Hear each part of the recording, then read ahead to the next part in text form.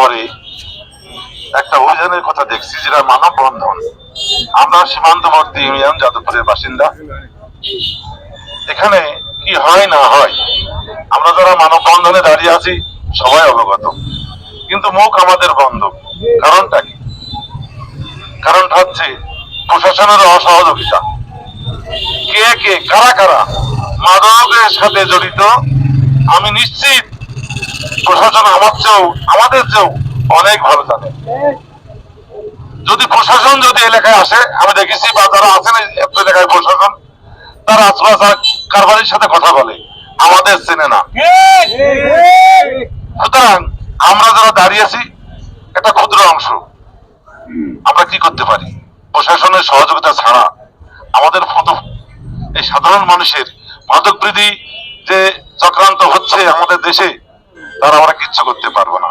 তাই আমি স্থানীয় প্রশাসন, আমাদের থানা প্রশাসন, আমাদের উপজেলা প্রশাসনকে অনুরোধ করব, আপনারা জানেন কে বা কারা এই চোরাচালান কাজের সাথে জড়িত, আপনারা তাদের ব্যবস্থা নেন।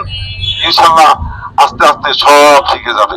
আমার অনুরোধ থাকবে, কোন নিরাপরাধ ব্যক্তি যেন হেনস্থার শিকার না হয়। এটা কিন্তু আমরা সবাই জানি, কিন্তু জেনেও আমরা তাদের বিরুদ্ধে কিছু করতে পারি না। কারণ হচ্ছে একটাই, সেই কারণটা হচ্ছে প্রশাসন কিন্তু তাদের ব্যবস্থা নেয় না। তাদের কাছ থেকে পয়সা খেয়ে তারা কিন্তু তাদের সহযোগিতা করে।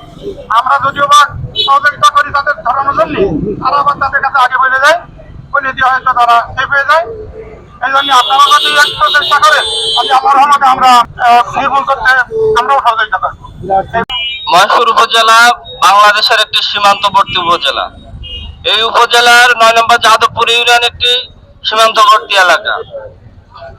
এই সীমান্তবর্তী এলাকা হওয়ার কারণে এখানে মানুষ জেনে বুঝে বিভিন্ন কারণে মাদকের সাথে জড়িয়ে পড়ছে।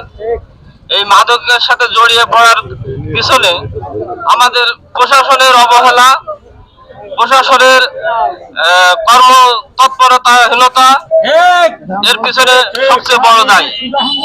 আজকের এই মানববন্ধনের মাধ্যমে একটি প্রতিবাদ হিসেবে জানাই উপজেলা প্রশাসন মহোদয় এবং জেলা প্রশাসন মহোদয়, আপনারা এই মানববন্ধনের মাধ্যমে আমাদের আইন শৃঙ্খলা বাহিনী মাদকের বিরুদ্ধে মহেশপুর উপজেলায় যাতে তাদের একটা বিশেষ ভূমিকা থাকে, সেই বিষয়ে আপনারা একটু নজর রাখবেন।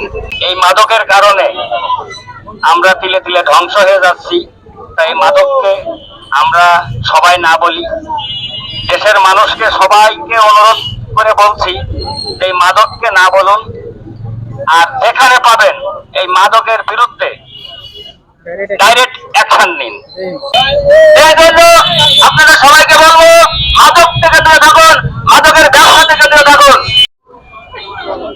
যাদবপুর ইউনিয়নের সকল অভিভাবক গার্জেনকে সম্মান রেখে বলছি, আপনারা আপনাদের ছেলেদেরকে নজরে রাখেন।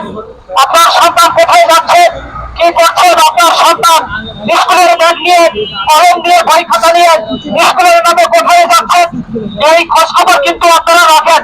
অন্যথা আমরা আমাদের স্বার্থে, আমাদের ইউনিয়নের স্বার্থে, আমাদের সমাজের স্বার্থে আমরা যে কোনো ব্যবস্থা নিতে বাধ্য হবো।